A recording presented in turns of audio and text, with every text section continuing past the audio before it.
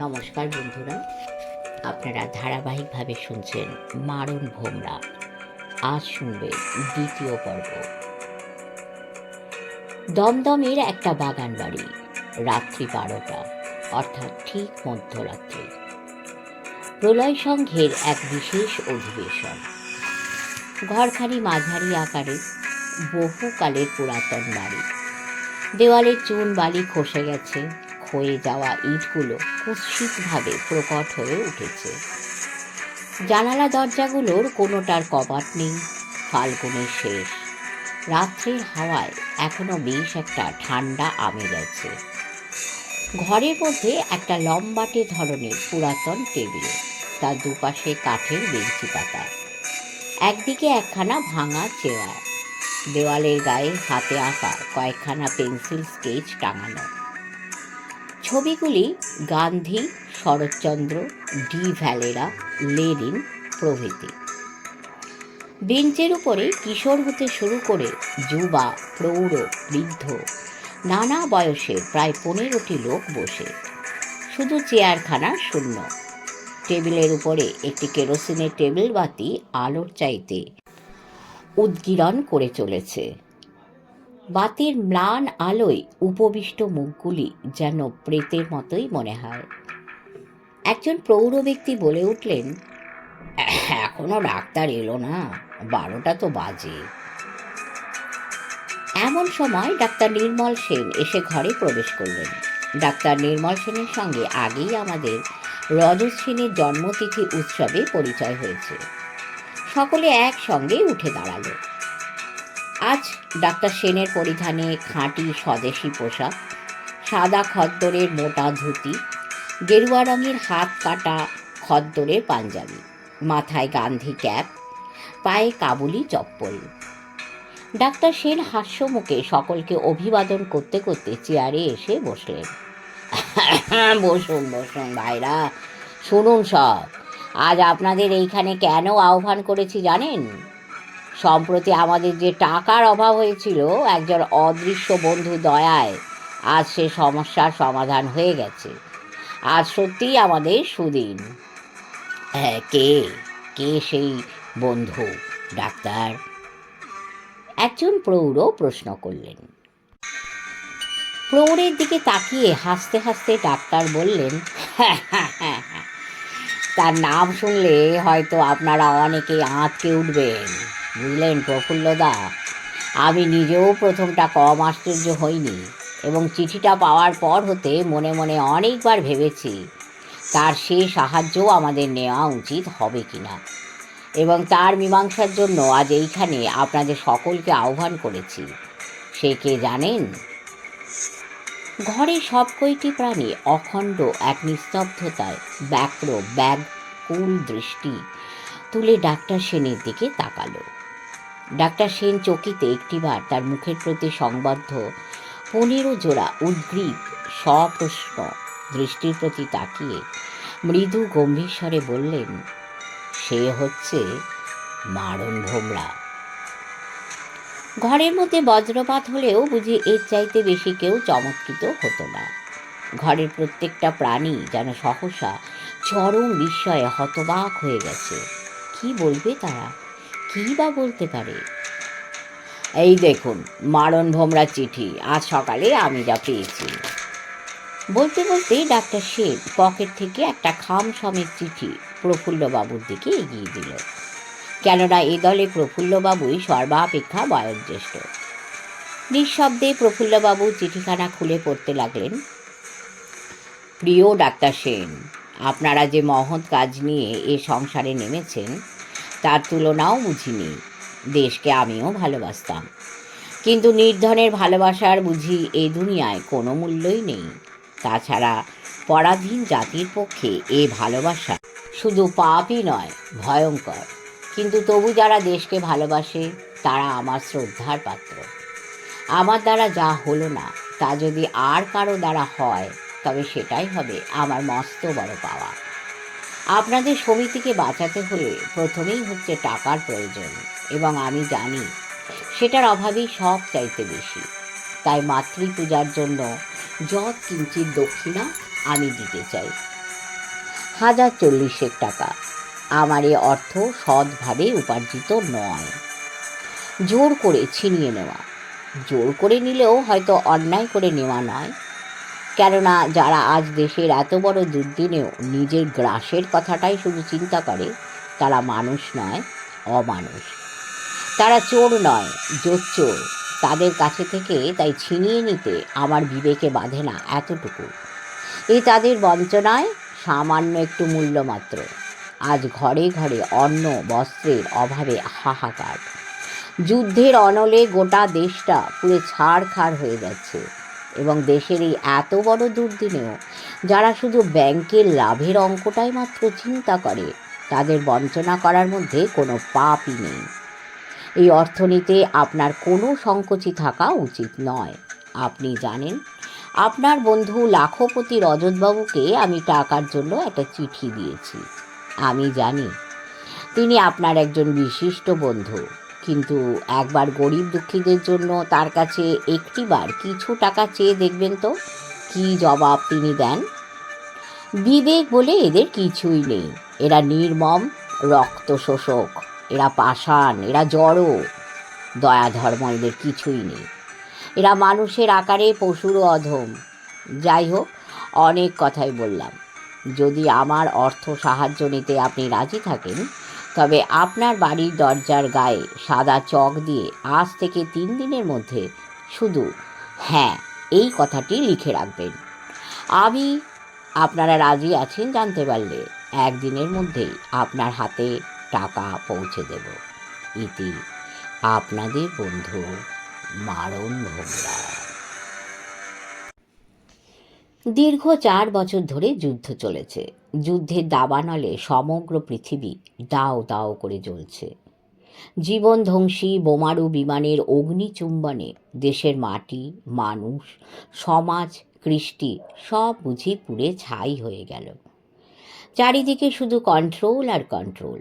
ক্ষুধার আহার, পরিধানের বস্ত্র, সব কিছুই আজ কন্ট্রোলের দারুণ চাপে পরিমিত। বেলা প্রায় দ্বিপ্রহর। আজ রবিবার, কলেজ বন্ধ। শিলা তার শয়নকক্ষে সুকোমল শয্যার উপরে গা এলিয়ে দিয়ে কি একখানা ইংরাজি উপন্যাসের পাতায় ডুবেছিল। সহসা তার দীর্ণ কাকুতি মাখা কণ্ঠস্বর কানে এসে বাজল। মা গো, 4টি ভাত। মা, 3 দিন একটি দানা পেটে পড়েনি। মা গো, দয়া করো মা, 1 মুঠো ভাত কি একটু ফ্যান দে মা। কোন এক হতভাগীর বুভুক্ষার কান্না ভরা কাকুতি। শিলার মনটা মোচড় দিয়ে উঠল। ধরফর করে ও শয্যার উপরে উঠে বসল। সহসা এমন সময় ওর দাদা রজতের তীক্ষ্ণ রাগত কণ্ঠস্বর ওর কানে এসে বাজল। এই যা যা, দূর হয়ে যা মাগি। খেতে পাসনি তো এখানে কি? এখানে তোদের জন্য অন্নছত্র কুলে বসে আছে নাকি? 50টা টাকা চালের মন। যা যা, যত সব। বাবা রে, তোর অনেক হবে, 1 মুঠো ভাত দে বাবা, ভগবান তোর মঙ্গল করবেন। না না, যা ভাগ। এই দারোয়ান রাম সিং, ফটক বন্ধ করো। শিলা স্তব্ধ অনড় হয়ে শয্যার উপর বসে রইল। কানের মধ্যে যেন কে গরম শিশে ঢেলে দিচ্ছে। ফাগুনের বাতাসে যেন একটা আগুনের তাপ। লক্ষ কোটি নরনারী শিশুর ক্ষুধার তীব্র দহন বুঝি পৃথিবীর বুকে আগুনের হলকা ছড়াচ্ছে। সমগ্র বিশ্ব চরাচর বুঝি পুড়ে ঝলসে যাবে। আগুন, আগুন লেগেছে পৃথিবীর বুকে। কাবুলি চপ্পলের মশ মশ শব্দ জাগিয়ে রজত এসে ঘরে ঢুকল। পরিধানে সূক্ষ্ম মিহি শান্তিপুরী ধুতি, গায়ে দামি গরদের পাঞ্জাবি, সর্বাঙ্গে বিলিতি এসেন্সের সুবাস। বাতাস মাতাল করে তোলে। এই অসময়ে শুয়ে কেন রে শিলা? শরীর খারাপ হয়নি তো? না। মৃদু সংক্ষিপ্ত জবাব। এই দেখ, এ মাসের প্রভাতিতে আমার নতুন একটা কবিতা বের হয়েছে, পড়ে দেখ তো কেমন হয়েছে। একান্ত অনিচ্ছা সত্ত্বেও শিলা হাত বাড়িয়ে কাগজখানা নিল। প্রথম পৃষ্ঠাতে কবি রজত সেনের কবিতা। কবিতার নাম পথের দুধারে কাঁদিছে দেবতা। আগুন জ্বলেছে পৃথিবীর বুকে, জ্বলছে ক্ষুধার আগুন, পুড়িছে বিশ্ব, হলো ছারখার, নাহিক রক্ষার। খেতে দাও মাগো, এক মুঠো দাও, কাঁদছে মানুষ, কাঁদিছে মানবী। শিলা আর পড়তে পারলে না। সহসা একটা প্রবল ঘৃণার ক্লেদে যেন ওর সর্বাঙ্গ ক্লেদাক্ত হয়ে উঠল। দূর হতে যেন কার পীড়িত কণ্ঠস্বর ভেসে আসে, মাগো, 4টি ভাত দে মা, 3 দিন একটা দানা পেটে পড়েনি। শিথিল মুষ্টি হতে কাগজখানা ওর মাটিতে পড়ে গেল। দিবসার মতোই ও ঘর হতে নিষ্ক্রান্ত হয়ে গেল। ওই দিন সন্ধ্যাবেলা শিলা তার পড়বার ঘরে বসে একা একা একটা পাঠ্যপুস্তকে মন বসাবার বৃদ্ধা চেষ্টায় নিযুক্ত। ডক্টর নির্মল সেন এসে কক্ষে প্রবেশ করলেন। নমস্কার শিলা দেবী। কে? চমকে মুখ তুললে শিলা। ও ডাক্তার সেন, আসুন আসুন। আপনার দাদার কাছে একটা কাজে এসেছিলাম শিলা দেবী। দাদা বেহালার দিকে একটা সাহিত্য সভায় গেছেন, ফিরতে রাত হবে বলে গেছেন। কোনো বিশেষ প্রয়োজন ছিল নাকি? না, তেমন কিছু নয়, একটা ভিক্ষার দাবি নিয়ে এসেছিলাম। স্মিতভাবে ডাক্তার সেন জবাব দিলেন। ভিক্ষার দাবি? হ্যাঁ, মানে সমিতির জন্য কিছু চাঁদা। আপনার উপরে কিন্তু ভয়ানক রাগ করেছি ডক্টর সেন। রাগ করেছেন? কেন বলুন তো? বিস্মিতভাবে ডাক্তার সেন প্রশ্ন করেন। আপনি বলেছিলেন একদিন আমাকে আপনাদের সমিতিতে নিয়ে যাবেন। ও, এই কথা! হাসছেন যে। কোথায় আপনি যাবেন? সেটা কি দেখবার মতো বা যাওয়ার মতো জায়গা? সেখানকার পথ দুঃখের বেদনায় কণ্টকাকীর্ণ, হতশ্বাস ও ক্ষুধার আগুনে সেখানকার বাতাস ভারী। কোনোদিন কিচ্ছু যারা পেল না, ঋত সর্বস্ব সর্বহারা, তাদেরই শুধু সেখানে আনাগোনা। প্রাচুর্যের মধ্যে যারা চিরটা দিন বসে রইল, জীবনে অভাবে তাড়না কি যারা বুঝলে না, তাদের সেখানে যাওয়ার মতো পিচ ঢালা পাকা সড়ক তো তৈরি হয়নি শিলাদেবী। না না, তা হোক, তবু আমি সেখানে যাব। তাছাড়া দুর্ভাগ্যক্রমে ধনীর ঘরে জন্মেছি বলেই কি গরিবের কুঁড়ে ঘরে পা দেওয়ারও অধিকার আমার নেই? আমার অনিচ্ছায় যে পাপের কালি আমার গায়ে লেগেছে, সেটাই হবে সত্যি। আর আমার সমস্ত মনটাকে আচ্ছন্ন করে যে প্রায়শ্চিত্তের হোমানল জ্বলে উঠেছে, আজ সেটা বুঝি হয়ে যাবে মিথ্যে? এই কি আপনাদের যুক্তি ডাক্তার সেন? আর এই যুক্তির উপরে ভিত্তি করে গড়ে উঠেছে আপনাদের তথাকথিত সাধনা? ক্ষমা করবেন মিস সেন, আজকের এই যে আপনার ইচ্ছা, এটা ধনিক জীবনের সামান্য একটা খেয়াল মাত্র, নিছক একটা কৌতূহল। এ কখনো স্থায়ী হতে পারে না, কোনো ইতিহাসে হয়নি। আপনি নিজেও একজন কম ধনী নন ডাক্তার সেন। আপনার যদি এটা খেয়াল না হয়, তবে আমারই বা কেবলমাত্র শুধু খেয়ালই হবে কেন? ভুল ভুল, আপনার এটা মস্ত বড় ভুল মিস সেন। আমার বাইরে চাকচিক্যময় খোলসটাই শুধু আপনার চোখে পড়ছে, কিন্তু অন্তরে দীনতম রূপটা চোখে পড়েনি। নিঃস্ব হতেও আমি নিঃস্ব, নিঃস্বর থেকেও নিঃস্ব, দিনের থেকেও দিন। বাইরের এই যে দামি খোলসটা দেখছেন, এ শুধু ধনির কাছ হতে কিঞ্চিত আদায়ের পন্থা মাত্র। ময়লা ছেঁড়া কাপড় জামা পরে যদি কোনো ধনির বাড়িতে প্রার্থী হয়ে গিয়ে দাঁড়ায়, তবে গেট থেকেই আমাকে ফিরিয়ে দেবে। সদর দরজাটা পেরিয়ে অন্দরে ঢোকবার অধিকার আমি পাবো না। রাজদরবারে দাবি জানাবার এটা আমার সনদ মাত্র। এর চাইতে আর বেশি কিছুই নয়। কণ্টক দিয়ে কণ্টক উদ্ধার করা। আজ একটা ভিখারির বেশে আসলে কি আপনার লাখপতি দাদার সামনে দাঁড়াবার আমি অধিকার পেতাম? আপনিই বলুন। কি জবাব দেবে শিলা এ কথার? জবাব দেবার মতন তার আছেই বা কি? চকিতে আজকের দুপুরের ঘটনাটা তার স্মৃতিপটে ছায়া ছবির মতো ভেসে উঠল। ডাক্তার সেন বলতে লাগলেন, এটা যে আমার কত বড় লজ্জা সে আপনাকে আমি বুঝতে বা বোঝাতে পারবো না মিস সেন। এই লজ্জার কলঙ্ক আমার সর্বাঙ্গে কালই ঢেলে দিয়েছে। তবু অনেক ভেবে দেখেছি, এছাড়া আমার আর কোনো উপায়ই নেই।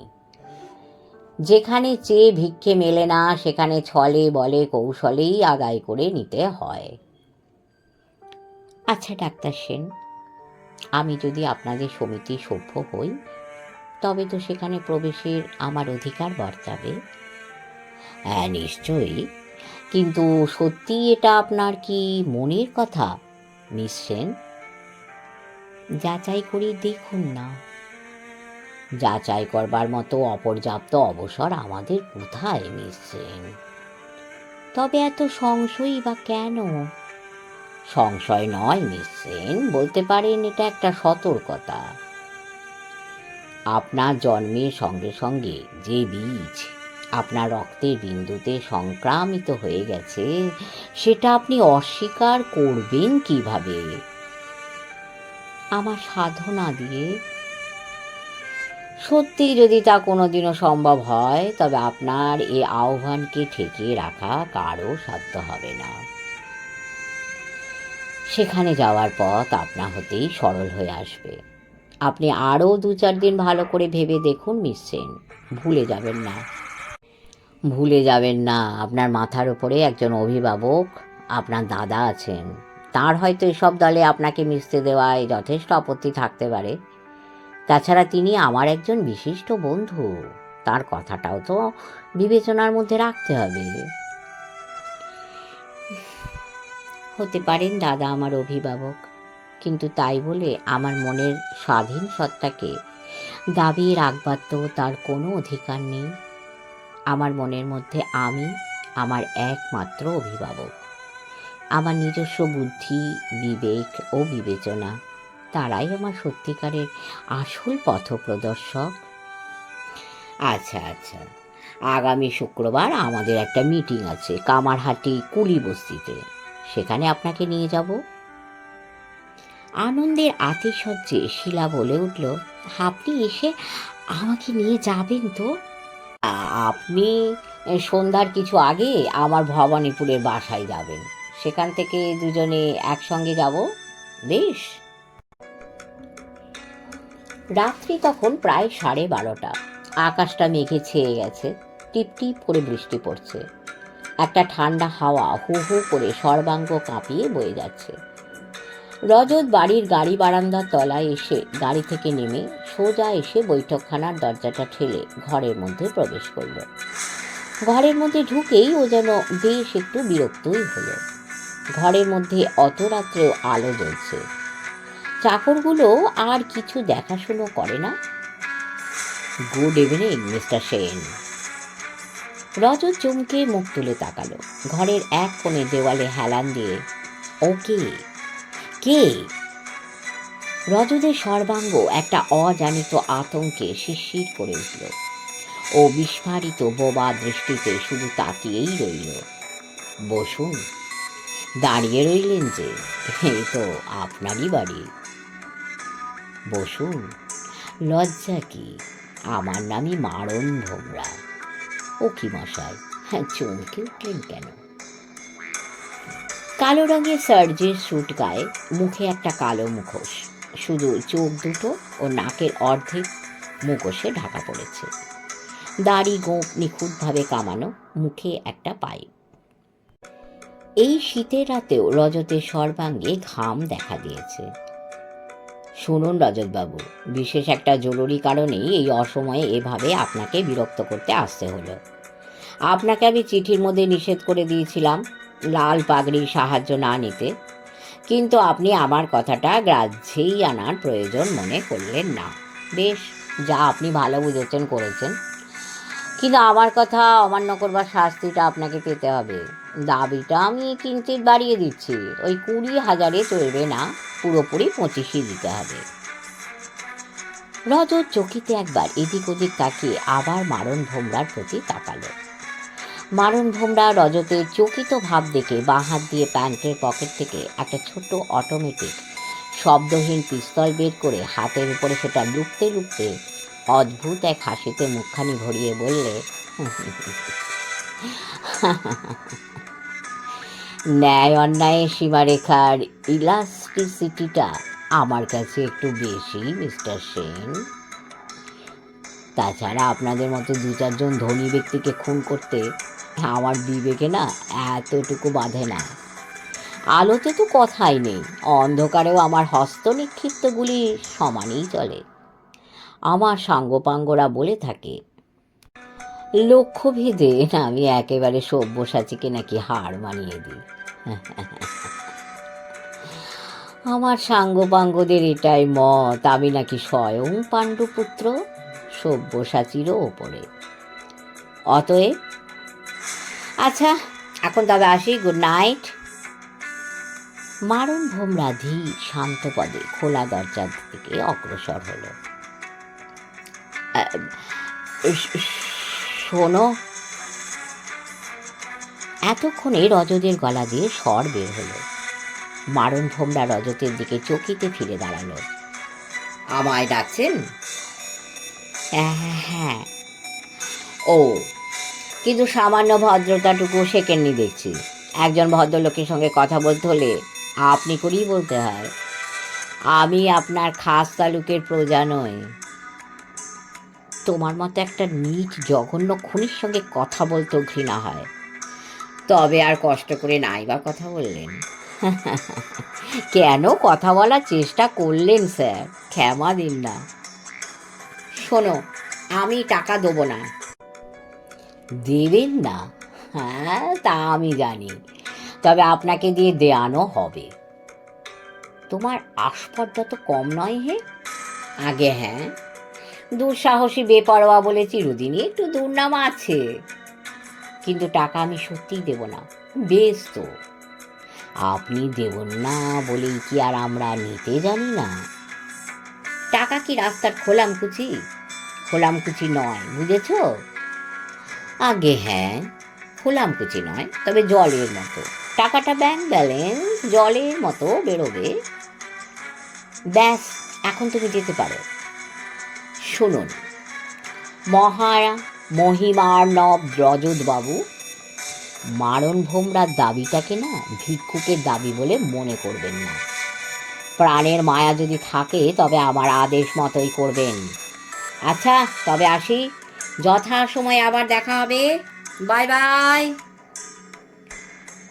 চকিতে মারণ ভোমরা খোলা দরজাপথে নিঃশব্দে অদৃশ্য হয়ে গেল।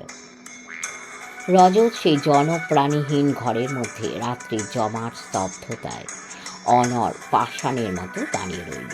তার কণ্ঠে সমস্ত ভাষা যেন চিরতরে লুপ্ত হয়ে গেছে।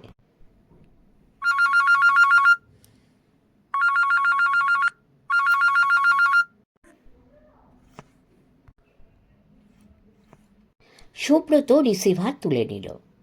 হ্যালো। ইয়েস, সুব্রত রয় স্পিকিং। ওপাশ হতে জবাব এলো। গুড মর্নিং মিস্টার রয়, মারণ ভোমরা স্পিকিং। হোয়াট? হ্যাঁ, ঘাবড়াবেন না, মারণ ভোমরাই বলছি। শুনুন টিকটিকি মশাই, লোক পরম্পরায় অবগত হলাম আপনি নাকি রজতবাবুকে অভয় দান করেছেন। অতীব সুখের কথা, তিল মাত্র সন্দেহ নেই। কিন্তু স্যার, কাজটা কি ভালো করছেন? মানে ব্যাপারটা একটু চাইল্ডিশ হয়ে গেল না? তাই নাকি? শুনুন স্যার, আপনি যদি মনে করে থাকেন আপনি ও আপনার দাম্ভিক কিরিটিবাবুর হুমকিতেই আমরা কাজ বন্ধ করে দেব, তাহলে মস্ত ভুল করছেন। বটে, ধারণাটা হলো কি করে? কারণ আপনারা আমাকে মোটেই চেনেন না। আমার শক্তির পরিচয় আপনার দুটি বন্ধু আজও পাননি। অন্যথায় আমার ব্যক্তিগত ব্যাপারে হাত দেওয়ার অভূতপূর্ব ধৃষ্টতা থেকে দূরেই হয়তো থাকাটা সমীচীন মনে করতেন। মারণ ভোমরার প্রত্যেকটি কথা যেন তীব্র বিষে জ্বালাময় হুল ফুটিয়ে দেয়। অসহ্য রাগে সুব্রত সর্বাঙ্গ তখন রি করে চলছে। আস্পর্ধা, ক্ষমাহীন ঔদ্ধত্য। শুনুন মশাই, সুব্রত বলতে লাগলো, একান্ত অপাত্রে আপনি আপনার বহুমূল্য উপদেশগুলি ছড়াচ্ছেন। ওসব হুমকি দেবেন আপনার মাইনে করা সাঙ্গপাঙ্গদের। আচ্ছা, নমস্কার। ভালো কথা। বঁদিয়ার জমিদার রাঘবেন্দ্র মহান্তের কাছে আমি 20,000 টাকা দাবি জানিয়েছি। আগামী পরশু মঙ্গলবার রাত্রি 11 ঘটিকার মধ্যে টাকা না পেলে তার মৃত্যু পরোয়ানা জারি হবে, সে কথাও তাকে জানানো হয়েছে। পারেন তো তাকে বাঁচাবার চেষ্টা করবেন। তার বাড়ির ঠিকানা খিদিরপুর। আর নমস্কার। পরদিন সকালে সোজা মারণ ভোমরার প্রদত্ত ঠিকানা অনুযায়ী সুব্রত বঁধিয়ার জমিদার ভবনে গিয়ে হাজির হলো। কিন্তু বাড়ির কাছাকাছি কিছু দূরে এসে ওকে বাধ্য হয়েই গাড়ি থামাতে হলো। গাড়ির চারপাশে যেদিকে চাও লাল পাকড়ির একটা বিরাট অধিবেশন চলছে। একজন সাধারণ বেশি টিকটিকির অনুচর এসে সুব্রতর গাড়ি থামলে সে সুব্রতকে লক্ষ্য করে বললে, এদিকে কোথায় চলেছেন? ওই সামনে 3তলা বাড়িটাই তো বঁধিয়ার জমিদার রাঘবেন্দ্র মহান্তির। হ্যাঁ, তবে আপাতত ওইখানেই আমি চলেছি। ওখানে আপনার কি প্রয়োজন সেটা স্বয়ং মহান্তি মহাশয় নিকটেই নিবেদন করব। পুলিশের পাস ছাড়া ও বাড়িতে ঢোকবার হুকুম নেই। কেন সেটা বলতে পারবো না। সুব্রত হাসতে হাসতে তার পুলিশের ছাড়পত্রখানা বের করে যুবকটির দিকে উঁচু করে ধরল। যুবকটি কার্ডের উপর বারেক দৃষ্টিমাত্র বুলিয়েই তটস্থ হয়ে বলে উঠল, এক্সকিউজ মি স্যার, আপনি যেতে পারেন। সুব্রত মৃদু হেসে কার্ডটি পকেটে রাখতে রাখতে ড্রাইভারকে আদেশ দিল, চালাও। রাঘবেন্দ্র মহান্তের সুবিশাল জমিদারি ও ব্যাংকে প্রচুর টাকা আছে। এক কথায় মস্ত বড় ধনী লোক। রাঘবেন্দ্রের বয়স 30 থেকে 35-এর মধ্যে হবে, শিক্ষিত ও আলোকপ্রাপ্ত। সুপার সুব্রতর আহ্বানে তক্ষুনি নিচে ড্রয়িং রুমে নেমে এলেন। নাদুস নুদুস নন্দগোপালের প্যাটার্নের চেহারা, গায়ের রং ঈষৎ হরিদ্রাভ, মাথায় সুবিন্যস্ত টেরি, তেল চকচকে মুখখানির মধ্যে খুদে খুদে গোল গোল দুটি চোখ, পরিধানে দামি মিহি ফরাসডাঙা ধুতি ও সিল্কের পাঞ্জাবি। সুব্রতর পরিচয় পেয়ে বললেন, আপনারা আসাতে আমি বড় সুখী হয়েছি সুব্রতবাবু। যদিও সাউথ ক্যালকাটার কমিশনার আমাকে তার পুলিশ ফোর্স পাঠিয়ে দিয়ে আমাকে একান্তভাবে সাহায্য করেছেন। সুব্রত হাসতে হাসতে বললে, হ্যাঁ, তা তো দেখতেই পেলাম আপনার বাড়ির চারপাশে। তবুও আমি নিজে আগামী সন্ধ্যা থেকে রাত্রি 11টা পর্যন্ত আপনার এ বাড়িতে থাকতে চাই। অবশ্যই আপনার যদি কোনো আপত্তি না থাকে। আপত্তি? বিলক্ষণ, এতে আপত্তি থাকবে আমার? নিশ্চয়ই আসবেন, 100 বার আসবেন। এ তো আপনার নিজের বাড়ি। বেশ, কাল রাত্রি 8টার সময় আমি এখানে আসব। তবে অনুগ্রহ করে এই গরিবের ঘরেই দুটি আহার করবেন। না না, এখন ওসব ঝঞ্ঝাট থাক, সে এক সময় পরে হবে খন। সে কি, এতে ঝঞ্ঝাটের কি থাকতে পারে বলুন? আপনাকে কাল দুটি অন্ন এখানে গ্রহণ করতেই হবে মিস্টার রায়। আচ্ছা বেশ, তাই হবে। এরপর সুব্রত নমস্কার জানিয়ে বিদায় নিল। শেষ করলাম 2য় পর্ব। শুনবেন, পাশে থাকবেন, লাইক দেবেন, কমেন্ট করবেন এবং সাবস্ক্রাইব করবেন। পরম করুণাময় আপনাদের সকলের মঙ্গল করুন। নমস্কার।